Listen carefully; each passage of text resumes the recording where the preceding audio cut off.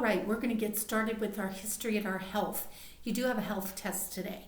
So we'll go over the test here when we're finished with our history. But I need you to take your history book out today and turn to page 384. 384, we're going to have to be doing quite a few pages here to be able to finish our books by the end of the year. And you have a quiz tomorrow.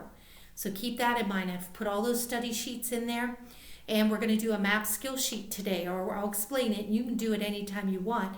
Just make sure it's finished by the time that packet comes back to me. On page 384, we've been talking about Jim Thorpe, Native American, and we see how he is very athletic, isn't he? We saw that he was on the track team because he broke the school record the first time he jumped. He was on the football team, and then he was on the baseball team. Well, on page 384, we see in the year 1912, Jim Thorpe, he was honored to be chosen for the United States Olympic track team. So he was going to get to go to the Olympics in 1912, and they took place in the country of Sweden. And he was to compete in two events, the pentathlon and the decathlon. Now, the pentathlon is 5 track and field, penta. Remember pentagon, that's 5. So a pentathlon is 5 track and field events. Then the decathlon, remember deca, 10. This has 10 track and field events. And they still have those events today in the Olympics. But this is what he was competing in. 5 events, and then this other one, 10 events. During the first day of competition, there was a terrible rainstorm. And the final day, Jim Thorpe's track shoes were stolen. Boy, it was just a mess. Somebody took his track shoes. He found 2 shoes that weren't even the same size, and he wore an extra sock on the shoe that was a little bigger to be able to make that shoe fit better, and he ran the race. And you know what? His time was even faster than before.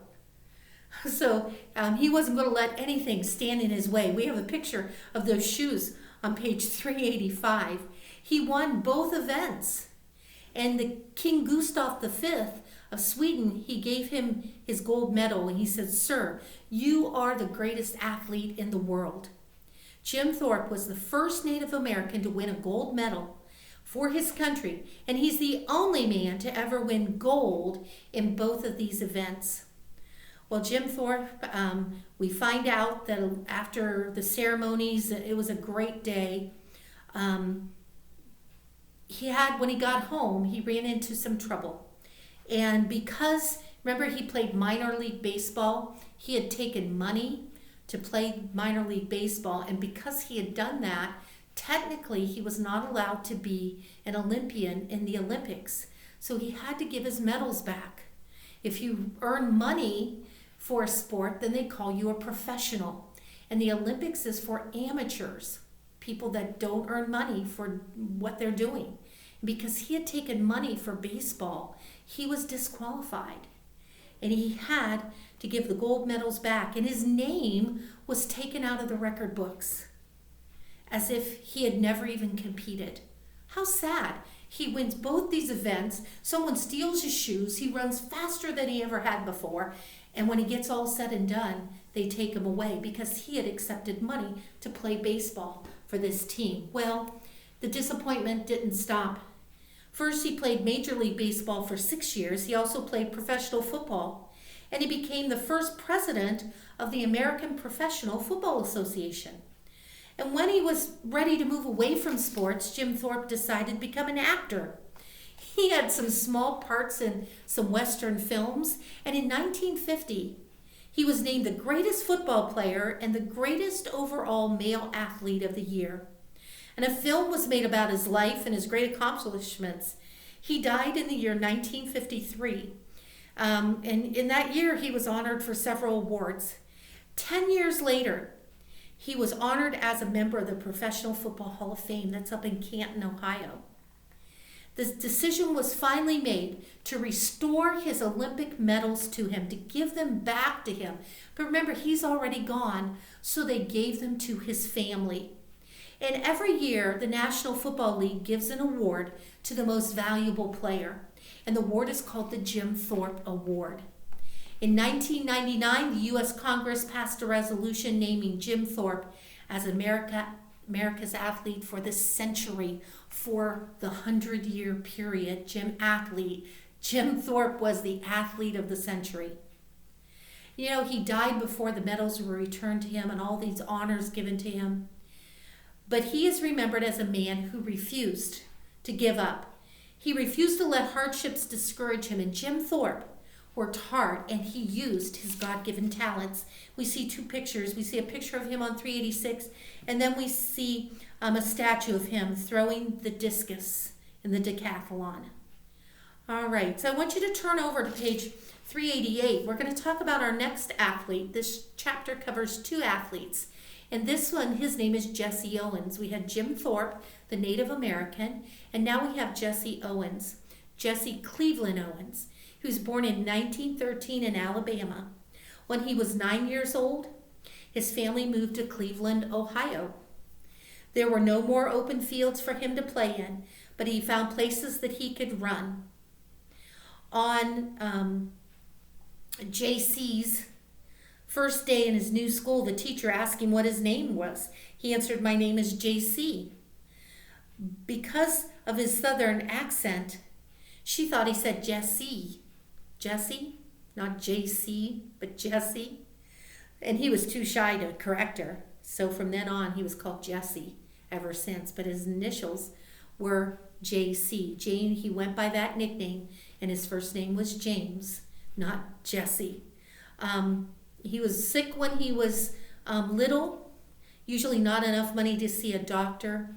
One time his mom had to perform surgery on him at home. He was brave and didn't even cry. And as he grew weaker, he heard his father praying. God heard Mr. Owens' prayer and helped him to recover and grow stronger.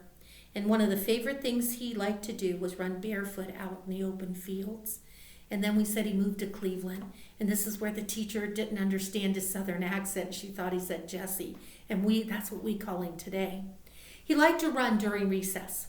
And one day, Mr. Riley, the track coach from the junior high track team, he saw Jesse running. He said, boy, he thought to himself, he's fast. If I could get him on my team, I know we would win. So he asked Jesse to join the track team and practice after school. But Jesse had to work in the afternoons to help his family pay the bills. He worked at a greenhouse, at a grocery store, and as a messenger boy.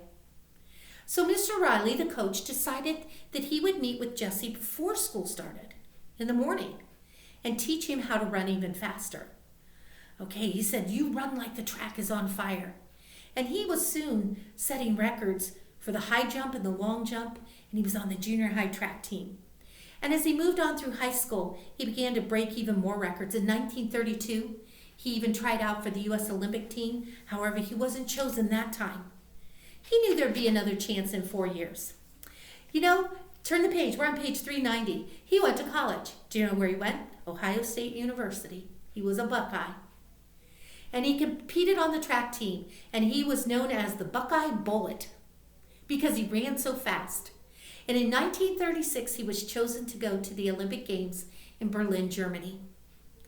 Adolf Hitler at that time was the leader of Germany. And Jesse Owens was African American. He was black. And because Adolf Hitler looked down upon these people, he believed that his race of people, Adolf Hitler believed his race of people was better. But Jesse Owens proved him wrong. He had made a new friend. During the long jump trials, he made a mistake on his first 2 tries, and if he made one more error, he would be out of the event. So Lutz Long, a German athlete that he competed against, would win if Jesse Owens did not have a successful third jump. And during the finals, Jesse Owens beat Lutz Long and even set a new world record. He won 4 Olympic gold medals. No American at that time had ever done that before.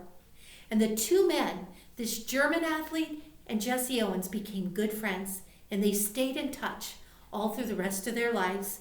And Lutz Long, he died during World War II. Well, many years after Jesse Owens' Olympic Games, he was awarded the Medal of Freedom. Later, President Jimmy Carter honored him with a Living Legacy Award. And when he died in 1980, his greatest honor was yet to come. 10 years later, President George H.W. Bush presented Mrs. Jesse Owens with a Congressional Gold Medal in her husband's honor. And in 1981, the U.S. Track and Field Association began presenting the Jesse Owens Athlete of the Year Award to an outstanding athlete. It's the highest award given to athletes in the sport, and it honors the hard work and dedication of a world champion. All right, so remember, what did he like to do as a boy? He loved to run through the fields, didn't he? What nickname did he get when he was at Ohio State University? The Buckeye Bullet. Boy, he must have been fast. How many gold medals did he win at the Berlin Olympics? He won 4 gold medals. 2 awards that were given to him by presidents of the United States, the Medal of Freedom and the Living Legacy Award and the Congressional Gold Medal. And the U.S. Track and Field Association, they give each year an outstanding athlete. It's called the Jesse Owens Athlete of the Year Award. All right, so we've gone through those 2 chapters this chapter about these 2 athletes, Jim Thorpe, Jesse Owens. Try not to get them confused. Jim Thorpe, of course, lived first. He was the Native American, the Indian, and then Jesse Owens came after him. But just great athletes that we need to remember as we study our history. Today, you have a map skill sheet. It is the entire, since we have covered the entire United States, they're going to take out different states and list them up here at the top. All you're going to do is put the letter in the blank of which state they're talking about or showing. You need to know the shape and where it's located. So that is a page I want you to do. And then we do have a health test today.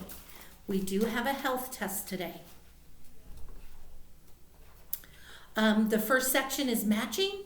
Fill in the blank. There's a word bank for you. True or false, look at the word that's underlined. Is that true or false? Another set of matching.